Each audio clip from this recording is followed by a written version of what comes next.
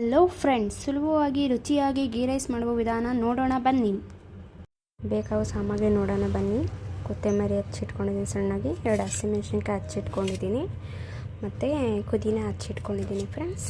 ಮತ್ತು ಶುಂಠಿ ಬೆಳ್ಳುಳ್ಳಿ ಪೇಸ್ಟು, ಮತ್ತು ಈರುಳ್ಳಿ 2 ಹಚ್ಚಿಟ್ಕೊಂಡಿದ್ದೀನಿ, ಮತ್ತು ಫ್ರೆಂಡ್ಸ್ ಕಾಯಿ ರುಬ್ಬಿಟ್ಕೊಂಡಿರೋದು, ಮತ್ತು ಪಲಾವ್ ಸೆಟ್ಟು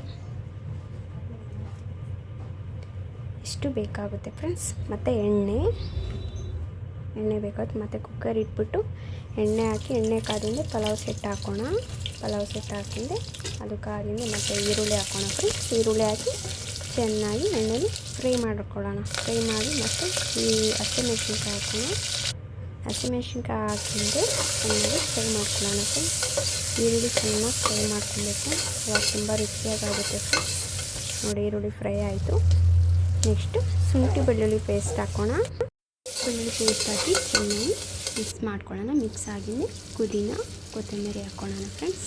ಪುದೀನ ಕೊತ್ತಂಬರಿ ಹಾಕೊಂಡು ಚೆನ್ನಾಗಿ ಮಿಕ್ಸ್ ಮಾಡ್ಕೊಳ್ಳೋಣ. ನೋಡಿ ಫ್ರೆಂಡ್ಸ್, ಚೆನ್ನಾಗಿ ಫ್ರೈ ಮಾಡ್ಕೊಳ್ಳೋಣ.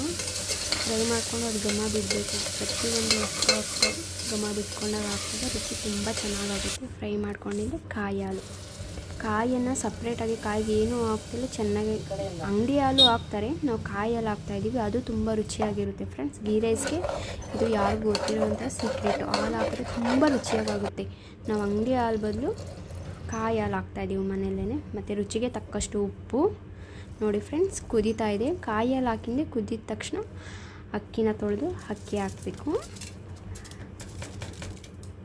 ಅಕ್ಕಿ ಹಾಕಿ ನೋಡಿ ಫ್ರೆಂಡ್ಸ್, ಕಲಿಸ್ಬಿಟ್ಟು ಕುಕ್ಕರ್ ಮುಚ್ಚಿಡೋಣ. 3 ವಿಸಲ್ ಕೂಗಿಸ್ಬೇಕು ಫ್ರೆಂಡ್ಸ್. 3 ವಿಸಲ್ ಆಗಿಂದೆ ghee rice ready friends. Ghee rice ರೆಡಿಯಾಗಿದೆ. ತುಂಬ ರುಚಿಯಾಗಿದೆ. ಘಮ್ ಅಂತ ಸ್ಮೆಲ್ ಬರ್ತಾ ಇದೆ ನೋಡಿ. ಈ ಥರ ಆಗಿದೆ. ತುಂಬ ಟೇಸ್ಟಿಯಾಗಿದೆ.